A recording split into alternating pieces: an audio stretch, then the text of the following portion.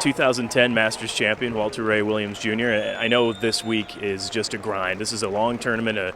The format makes it a little different than others. How does it feel to finally be through the whole thing and with the result that you wanted? Well, it's kind of a grind, but mainly only if you get in the loser's bracket. Fortunately, I stayed out of the loser's bracket, so it wasn't quite so bad for me. I bowled the 15 games of qualifying, which is over 3 days, which is really not bad at all. And then I bowled the next 18 games over a day and a half, so that really wasn't too bad either. I'm kind of used to that. We bowl more games than that normally, but if you get in the loser's bracket, you got to bowl a lot more games than that to make it to the TV finals. That's where it gets to be really, really brutal. How did you feel as you went along? What were you seeing and looking for in yourself to get yourself in a position here to win this thing? Well, the last few tournaments I've been bowling, I've been playing a nice straight up line, like up 6-7 or whatever, throwing the ball pretty decent. You know, I made the show down at LA for that and finished second there. So I felt like I was throwing the ball pretty decent, and even though the first round I started playing way left, and I kept myself in play, and then the next couple rounds moved out and pretty much played a lot straighter, and then in all my matches I pretty much stayed out.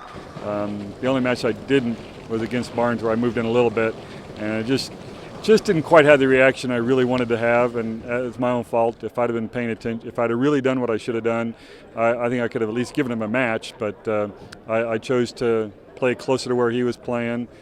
Just a mistake on my part, and just didn't have the carry and stuff like that, but fortunately I had a great reaction today.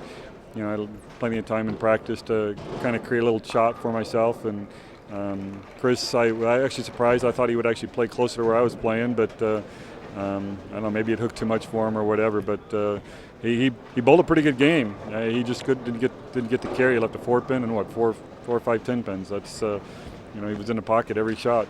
A little bit of deja vu from 2004. He beats you in the position round. You guys face off again in the TV final. Do you take anything from 6 years ago, or is it that's just history? It's just kind of history. I mean, I can hardly remember what happened. I mean, I know I beat him, but you know, that's a long time ago, and I'm old, don't remember stuff so well. But I do know that, you know, anything can happen out here. And when I was bowling Ryan, up until, you know, during the commercial break, I'm like, man, I really thought I had a good chance to win this tournament, and you know, it looks like he's going to run me over. And then he came back and threw that bad shot, you know, first shot out of the commercial break, and I think, you know, honestly, that's what got him, that long break for the commercial break. And that, you know, it's something you learn from experience. You know, you got to come out and take those long breaks sometimes, and still come out there and be able to do what you did, you know, 4 or 5 minutes earlier. 290 in the title game is pretty emphatic. What was working out for you, and what did you see as you were going through that match? Well, I had a great reaction. Like I said, when I bowled Ryan, I bowled a great game, never missed a pocket against him. The only thing I can say is the very first shot, I was kind of confused as to why it hooked through the nose, and fortunately I didn't get a split out of it, but it's just, I guess I must have got a little slow, but I had a nice reaction to the pocket. I knew that. I didn't know how good Chris's shot was. I know that he missed the pocket a few times in practice right at the end, but you know, he never missed a pocket during a match, so he obviously had a pretty decent reaction. Just didn't have quite the perfect look to get all the carry down, the carry, all the pins down with one ball.